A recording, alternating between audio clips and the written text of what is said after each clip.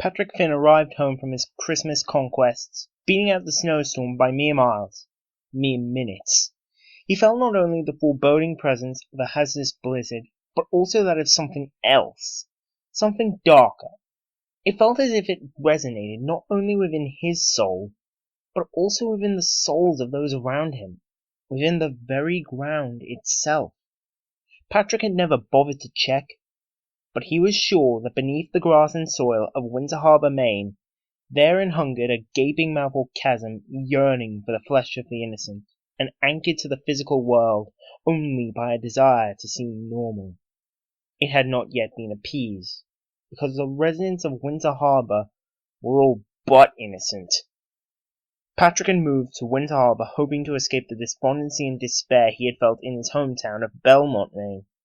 So far, these feelings had only amplified, magnified, by both the wintry depth that he felt tiptoeing in the crowd's midst, and the lingering sense of pain that seemed to permeate every building in the city. It was as if the town was constantly being repainted in some sort of half-hearted attempt to cover something up. Still, he felt it necessary to stay, so as not to make matters worse for his wife, whom he barely saw anymore, and his son, who always seemed so distant. He and his wife were going through a rife time in their marriage, and their son was feeling the effects. It was akin to what one may feel after a tumultuous earthquake. Patrick felt that he had to make it up to his son. So he went out and bought him the most expensive and extravagant thing that he could get his hands on this late in the shopping season. A brand new video game system. He had assured his son that, even though he had acted out often this year, Santa would bring him something good.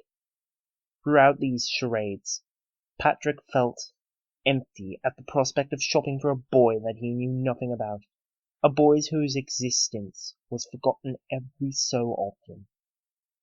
On the eve of Christmas, Patrick arrived home before the snowstorm and quickly crept into the garage to wrap the present and place it under the tree. It was in this garage that he often felt abrupt changes, as if within its small space it contained secrets beyond human comprehension.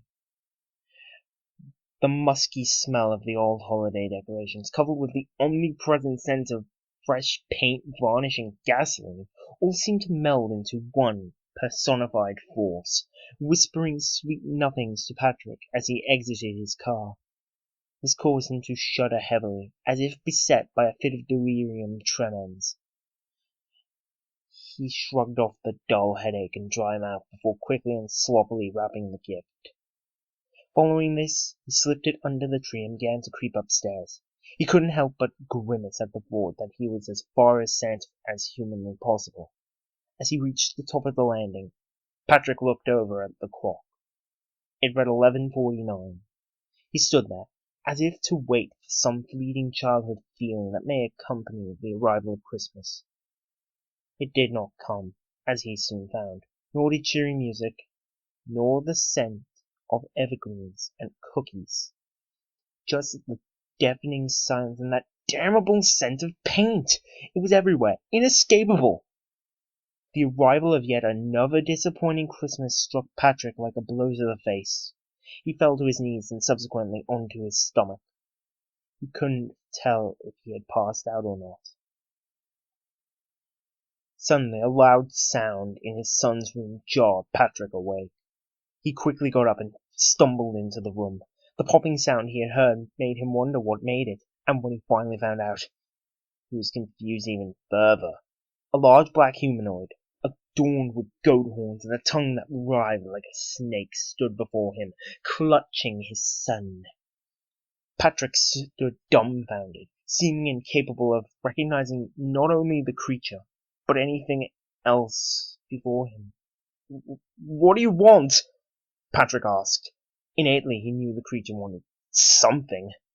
The creature smiled, licking his lips. "Thine tender fruit, not spoiled by the worms of new, but by the tree that bore it, ripened not into ambrosia, but a rotten, hollow core." Patrick stared at the creature. Sweat began to collect on his brow. He felt as if his brain itself had been lit afire. He couldn't breathe. I can't say I really understand, Patrick stammered out. The creature smiled again. Not by love of a dying star can a planet be adorned, but by the eruption of its most sacred peaks. I desire the treasure from which you hope to find salvation. The gift to your boy. It is a gift for me now. Patrick couldn't understand why the creature would want the game system, but he felt it necessary to give it up. He quickly bolted downstairs, grabbing the box and, clutching it tight, he sprinted back up to his son's room. The creature, upon his arrival, thrust Patrick's son to the floor and held out one long, beckoning hand.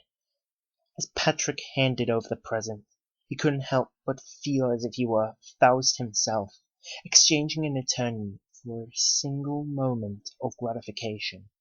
The creature licked his lips once more and disappeared in the time it took Patrick to blink. When he was sure he was alone, Patrick fell to his knees and wrapped his arms around his son. He expected a thank you, and I love you, something. He heard nothing. He looked down. He found that his son was withering away, becoming the very shadows that inhabited the night around him. Patrick knew at that moment that he was entirely alone, swallowed finally by the chasm beneath his feet. He stumbled to the garage before sitting down, embracing his solitude and his communion with the musky smell of paint that seemed to beckon invitingly.